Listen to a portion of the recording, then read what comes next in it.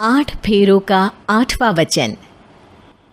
स्वाति ने इसी साल शहर के कॉलेज से पढ़ाई पूरी की है और अब उसके लिए जगह जगह से रिश्ते आने लगे हैं। स्वाति से ज़्यादा उसके रिश्तेदारों को उसकी शादी की चिंता है, इसीलिए जो भी स्वाति के घर आता वो किसी नए लड़के की खबर ज़रूर ले आता। अरे दीदी, ये फोटो देख के बताओ कैसा है। राहुल नाम है लड़के का, मेरी सहेली की बहन का बेटा है। अपनी स्वाति के साथ एकदम प्यारी जोड़ी लगेगी इसकी। ज़रा दिखाना, फोटो तो बढ़िया लग रहा है। कोई गलत आदत वादत तो नहीं है ना इसे? और कमाता कितना है? अरे कोई गलत आदत नहीं है दीदी, आप कहो तो एक मीटिंग करवा देती हूँ, फिर सब कुछ फाइनल कर लेना। हाँ हाँ, ये सही कह रही हो तुम। संडे को स्वाति के पापा भी घर पे ही रहेंगे।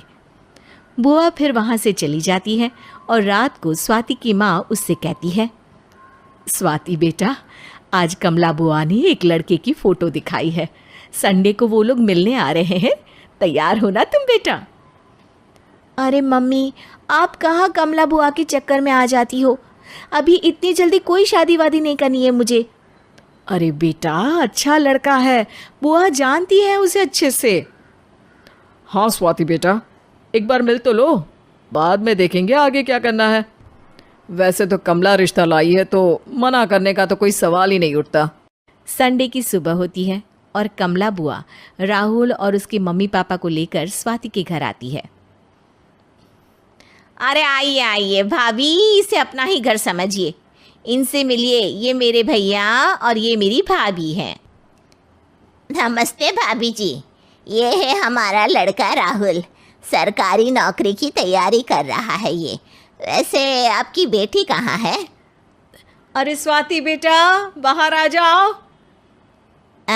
वैसे कितनी पढ़ाई की है स्वाति ने? जी, पोस्ट ग्रेजुएट है हमारी बेटी साइंस में। ये सब तो ठीक है, पर घर संभालना जानती है या नहीं? हमें कौन सी इससे नौकरी करवानी है, नौकरी तो मेरा बेटा करेगा ही। पर मैंने इतनी पढ़ाई की है और आप चाहती हैं कि मैं घर पर ही बैठी रहूं? अरे स्वाति बेटा, ये बड़ों की बात में तुम कहाँ बोल पड़ी? हम सब देख लेंगे क्या करना है क्या नहीं। हम तो इसी बात में विश्वास करते हैं कि घर के लड़कियां घर में ही रहे तो ज़्यादा अच्छा रहता है। वरना भाई साहब, आप तो आजकल के हाल जानते ही हैं, कितनी घटनाएं होने लगी हैं औरतों के खिलाफ। स्वाति बेटा, रसोई का काम तो पूरा जानती हो ना? शादी के बाद तुम्हें ही संभालना है वो सब। अरे बहुत अच्छा खाना बनाती है ये, आप सब लोग इसकी तारीफ करते नहीं थकेंगे।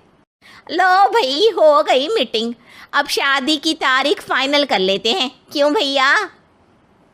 भाई, हम तो पंडित जी से चर्चा करने के बाद ही तारीख फाइनल करेंगे। सालों से हम उनकी बातें मानते हुए आ रहे हैं।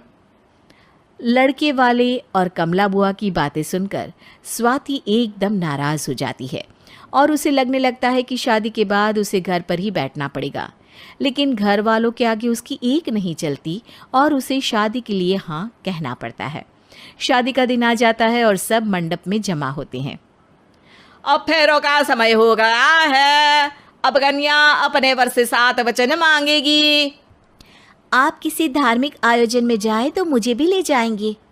आप मेरे माता पिता का भी बराबरी से सम्मान करेंगे, हमेशा मेरा साथ निभाएंगे। आपको दोनों परिवार की जिम्मेदारियां बखूबी निभानी होगी।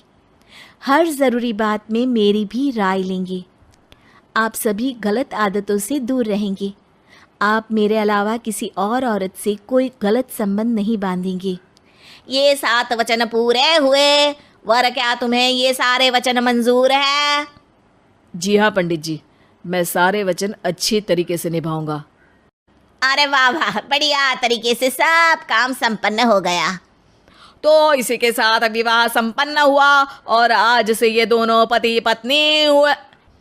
1 मिनट पंडित जी, अभी एक वचन लेना बाकी है। अब कौन सा वचन है बेटा? मैं अब हमेशा के लिए किसी दूसरे घर में जाने वाली हूँ, तो पति के अलावा मैं अपने सास ससुर से भी एक वचन लेना चाहूँगी। अब कहो बेटी। मैं ये चाहती हूँ कि मुझ पर किसी बात की कोई पाबंदी नहीं लगाई जाएगी। मुझे सब कुछ करने की आज़ादी होगी और मैं भी विश्वास दिलाती हूँ कि मैं एक अच्छी बहू बन के दिखाऊंगी। स्वाति की बात सुनकर उसके सास ससुर एकदम चौंक जाते हैं और कुछ बोल नहीं पाते कि उतने में कमला बुआ बोल पड़ती है। अरे बेटा, ये भी कोई कहने की बात है? रानी बन के रहोगी तुम तो।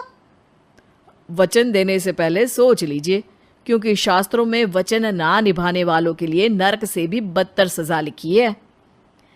स्वाति की चालाकी से वहाँ मौजूद सब लोग प्रभावित हो जाते हैं और लोगों में बदनामी ना हो जाए, इस कारण स्वाति के सास ससुर को उसे वचन देना पड़ता है। और कैसी अपशकुन वाली बातें कर रहे हैं आप पंडित जी?